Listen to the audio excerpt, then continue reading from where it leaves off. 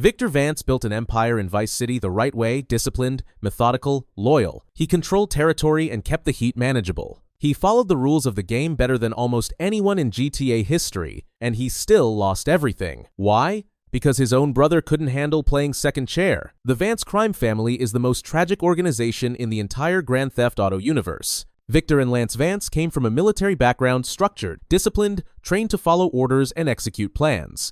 Victor especially carried that mindset into everything he did. He was a soldier trying to take care of his family, support his sick mother, and keep his younger brother Pete out of trouble. That sense of responsibility shaped how Victor approached crime. He built power like he was running an operation, not a gang. Lance, on the other hand, had the training but none of the patience. He wanted the flash, the recognition, the respect, and he wanted it immediately. That difference between them is the foundation of everything that falls apart later. Victor gets dishonorably discharged from the military for a crime he didn't commit. His commanding officer, Sergeant Jerry Martinez, sets him up to cover his own illegal side hustle. Vic's kicked out, broke, and stuck in Vice City in 1984 with no options. He starts doing jobs just to survive: small-time work, courier gigs, muscle contracts, but Victor doesn't stay small-time. He's too sharp for that. He starts seeing opportunities, he starts making connections, he links up with Phil Cassidy, Umberto Robina, Marty J. Williams. He moves cautiously, learns the players, maps out the territory. This is a tactician studying Vice City like a battlefield and figuring out where the power actually sits. Lance shows up wanting in. He's Victor's brother, so Vic brings him into the operation. But from the jump, Lance doesn't operate the same way. Victor builds relationships, Lance wants scores. Victor plans 3 steps ahead, Lance wants action now. Victor keeps his head down and stacks quietly, Lance wants everyone to know he's moving up.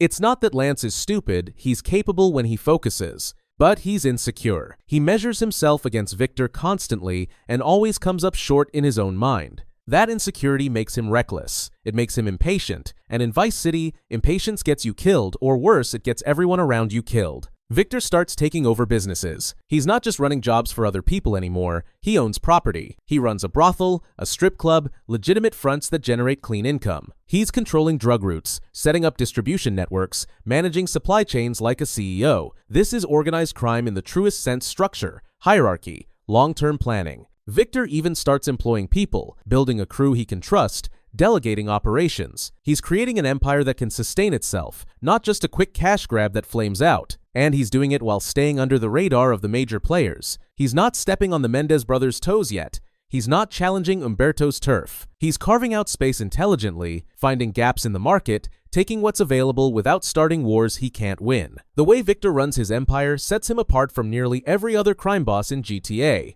He's not Tommy Vercetti, who rules through reputation and firepower. He's not CJ, who stumbles into power through family obligation. Victor builds his operation like a business: profit margins, risk assessment, asset management. He diversifies.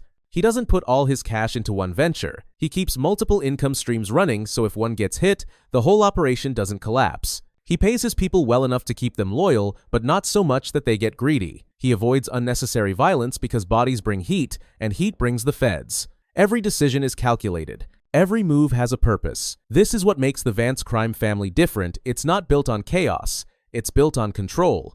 Lance hates this approach. He thinks Victor's playing it too safe. He wants to make bigger moves, take more risks, go after the major players directly. Victor keeps telling him to slow down, to be patient, to let the operation grow naturally. But Lance doesn't want to wait. He sees Victor getting respect, getting recognition, getting power, and Lance wants that for himself. He starts making moves without Victor's approval. He starts talking to people he shouldn't. He starts taking jobs that put heat on the whole operation. And every time Victor has to clean it up, that resentment in Lance grows. In his mind, Victor's holding him back. In reality, Victor's keeping him alive. The tension between them becomes the foundation of every problem that follows. Victor's trying to build something that lasts. Lance is trying to prove something that doesn't need proving. And that fundamental disconnect means they're never really on the same page, even when things are going well. Victor sees the empire as a means to an end: financial security, family stability, a way out eventually. Lance sees the empire as proof of his worth, a scoreboard that tells him whether he matters.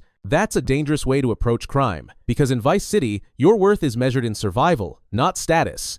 And Lance never understood that. The Vance empire grows anyway. They're moving serious weight now. They've got connections with the Mendez brothers, they're supplying half the clubs in Vice City, They've got politicians and cops on the payroll. Victor's running a machine. He's still careful, still strategic, but the money's rolling in, and the power's real. For a moment, it looks like they've actually made it. Two brothers from nothing, dishonorably discharged and broke, now running one of the most efficient criminal operations in Vice City. They're not the biggest. The Mendez brothers still have more muscle, but they're the smartest. And in a city where most crews burn out in months, the Vances are built to last. Victor's approach to leadership also sets him apart. He doesn't rule through fear. He doesn't need to. People respect him because he's competent, because he keeps his word, because when you work for Victor Vance, you know exactly where you stand. He's clear about expectations. He rewards loyalty. He doesn't ask anyone to do something he wouldn't do himself. That kind of leadership is rare in GTA. Most bosses are tyrants or lunatics. Victor's neither. He's a professional. And that professionalism is exactly why the betrayal cuts so deep when it comes. Because Victor built the empire on trust, and trust is the first thing Lance destroys. That's when the cracks start showing. Lance's jealousy becomes impossible to ignore. He starts questioning Victor's decisions openly. He undermines him in front of the crew. He takes jobs solo and keeps the cash. He's not just being reckless anymore, he's actively working against Victor's authority. And the worst part is, Lance doesn't even see it as betrayal. In his mind, he's finally stepping up, finally proving he's just as capable as his brother. He thinks he's earning respect. Victor tries to hold it together. He still believes in family. He still thinks he can talk sense into Lance, remind him what they're building, get him back on the same page. But Lance is too far gone. He's convinced himself that he's been living in Victor's shadow, that he deserves more credit, that if people just saw what he could do without Victor holding him back, they'd respect him the way they respect Vic. So he starts making deals on the side. He starts talking to rivals. He starts feeding information to people who want to see the Vances fall. And he tells himself it's strategy. It's not. It's ego. The Mendez brothers notice the division. They're not idiots. They see Lance operating independently, see the tension between the brothers,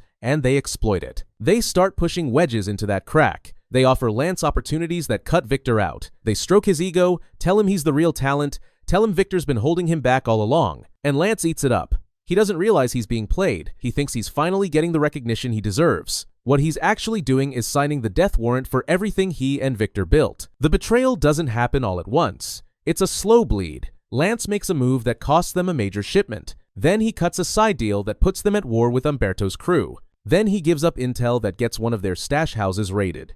Each time, Victor has to scramble to fix it, to smooth things over, to keep the empire from collapsing. And each time, it gets harder. Because now people see weakness. They see internal conflict. They see opportunity.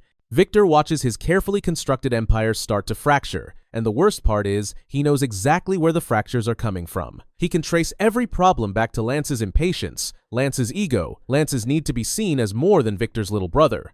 And Victor tries everything to pull him back. He gives him more responsibility, thinking maybe Lance just needs to feel valued. He cuts him in on bigger scores, thinking maybe Lance just needs to see the money flowing his way. He even backs off some of his own leadership, giving Lance room to step up and prove himself. None of it works. Because the problem isn't that Lance feels undervalued. The problem is that Lance will never feel valued enough as long as Victor exists above him in any capacity. Victor finally confronts Lance directly. Victor lays it all out. And Lance's response? He accuses Victor of treating him like a subordinate instead of a partner.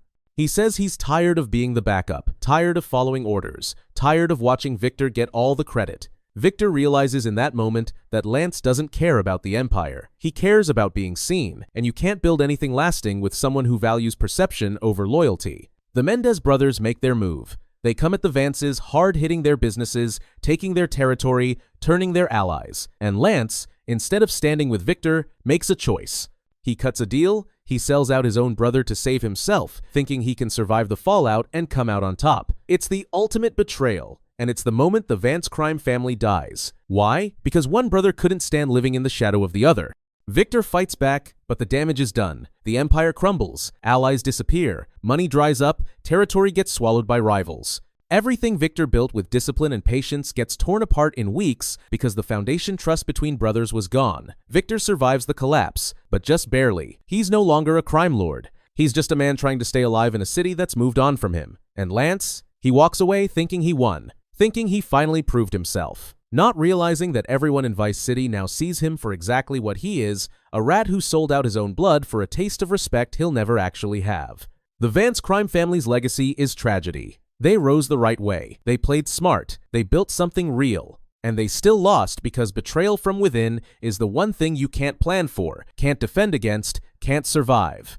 Victor Vance is one of the most disciplined, capable operators in GTA history, and his story proves that in Vice City, loyalty and intelligence aren't enough. You also need people around you who value the Empire more than their own ego. Lance didn't. And that's why the Vances are remembered not as kings of Vice City, but as a cautionary tale about what happens when ambition rots into jealousy and family becomes the enemy. This story is just one piece of GTA's darker side. Continue with every tragic GTA 5 character ending explained. Click to see it, and subscribe so you don't miss what's next. See ya!